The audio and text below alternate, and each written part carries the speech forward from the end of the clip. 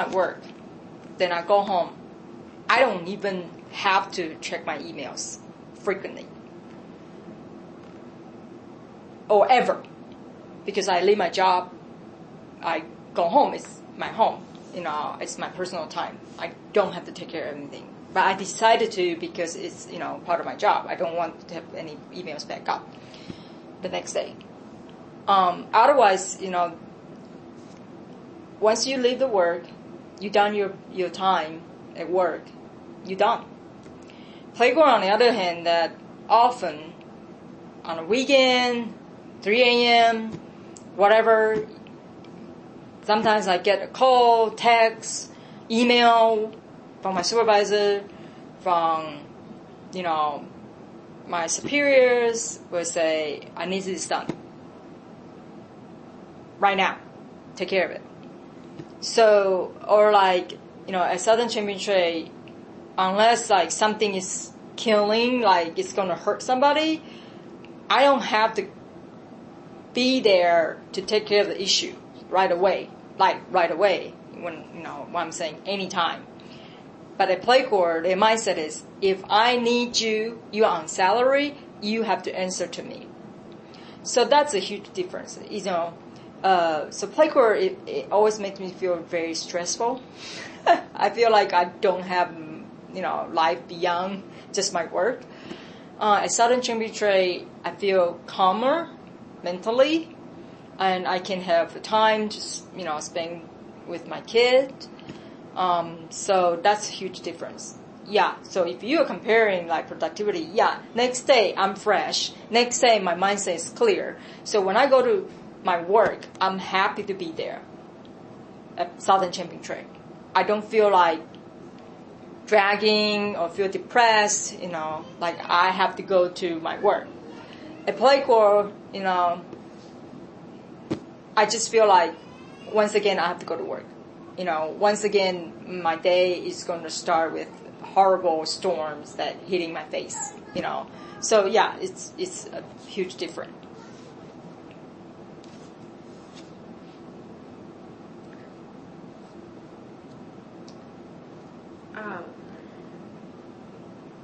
How would you compare your work experience in the U.S. to your work in Taiwan? I don't think it's a good comparison because, different dynamic. At the time when I was in Taiwan, I had to prepare my test, be here in the U.S. So, I only take on this job because I have to, make some money, be prepared. So it's not an actual my study. So it's very, very different. So right here, it's what I do, what I study, so I don't think there's a very good comparison between. Of course, in Taiwan I speak Taiwanese, I speak Chinese, I can be a little bit more direct with, the communication. In the U.S., it depends. It depends on a lot of things, how you handle the situation.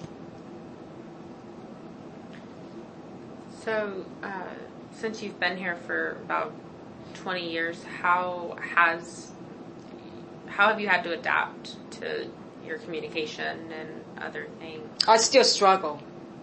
I still struggle because a lot of time, I find out that, often Americans,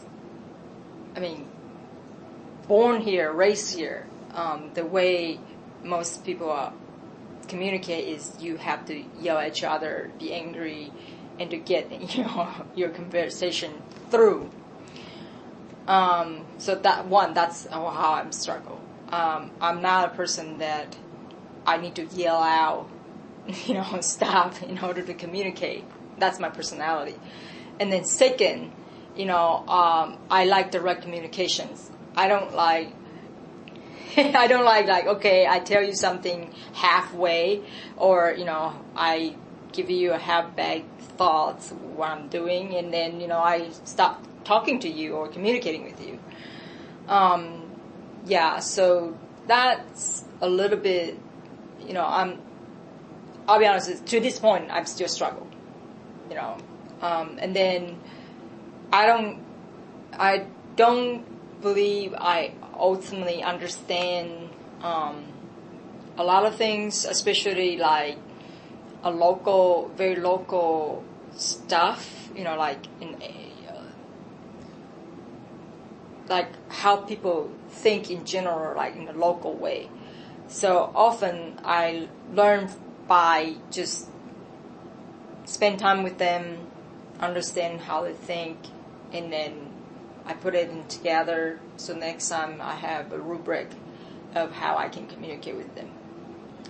So, like for example, my previous job not my previous job, but when I was a student at Chaste, working at Times Free Press, I have to deal with Megan's team, so they help me to set up and things like that when I have to go to events to promote the paper. So the way I have to use very simple English, very easy, constructive stuff to communicate with them, and they are very Southern, and one thing that I struggle with, the accents, so when I came over here, that's something that hits my face too, I've struggled for a long time, different accent, different uses, slang, or things like that. But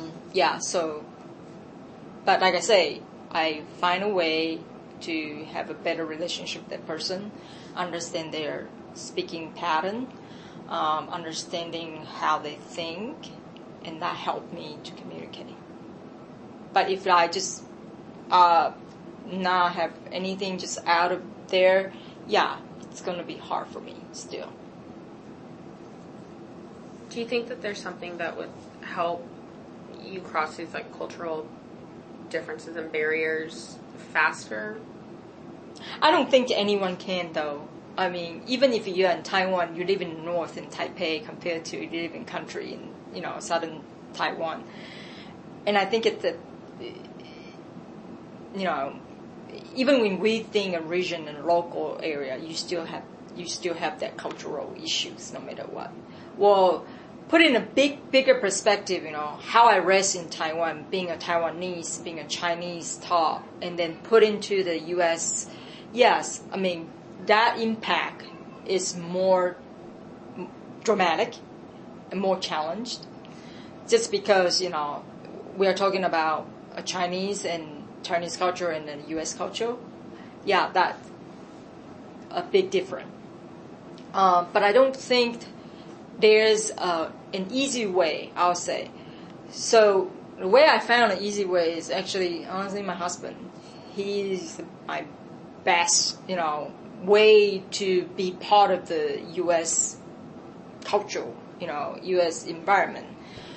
From listening to, 30, 40, 50, 60 musics, and even watch, different eras of cinemas, read, different books from different time, and go places, meeting different people, understanding, he's like, honestly, my life teacher, that is allow me to be easier to adapt to the environment, to understand the culture, to understand people, So like a lot of international come over here, the main reason they have a harder time to learn is because one, people are not willing to teach, and they feel like, should I even do this to help you? Or like they don't understand the person no matter what, just because they be treated differently. So I would say compared to most of the international, I'm not struggling. I never struggled because my husband. Yeah.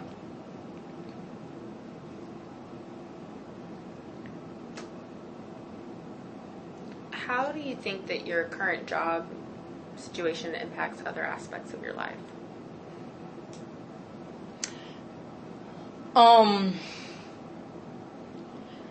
Not anything bad, but allow me to see my potential, Because when I'm in the